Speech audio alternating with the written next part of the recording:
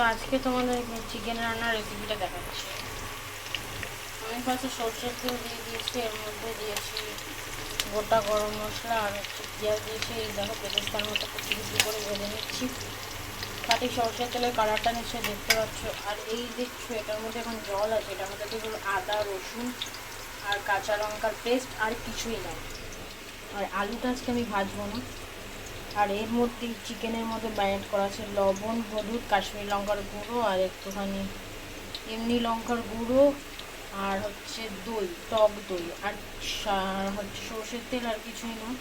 আর এখানে টমেটো আর ধনেপাতা, ব্যাস, আর কিছুই না। এই টক দইটা মানে দারুণ টক দই, যাই হোক এরকম মোটা গাঢ় টক দই।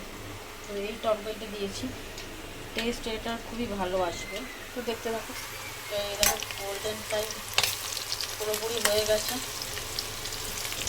এর মধ্যে কিন্তু লবণ টবণ কিছু দিইনি আমি।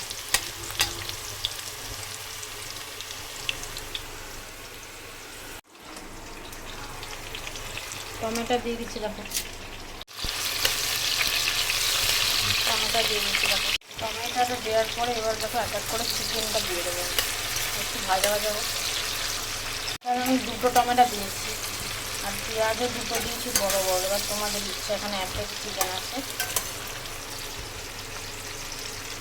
তো একটু দেখো, এই দেখো চিকেনটা দিয়ে দিয়েছি, এবার কষাবো।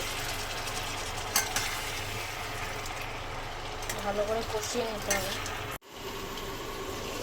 তো দেখো আমি ঢাকা দিয়ে দিয়েছিলাম, কষাচ্ছি। এটা থেকে তেল বেরোবে, তারপরেই এটাতে জল ঢালবে। আর মশলার জলটা আছে, এটা একটু পরে ঢেলে দেবো এটাতে।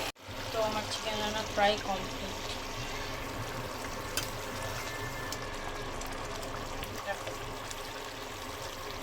ভিডিওটা ভালো লাগলে লাইক কমেন্ট শেয়ার করো, সাবস্ক্রাইব করো। Bye bye.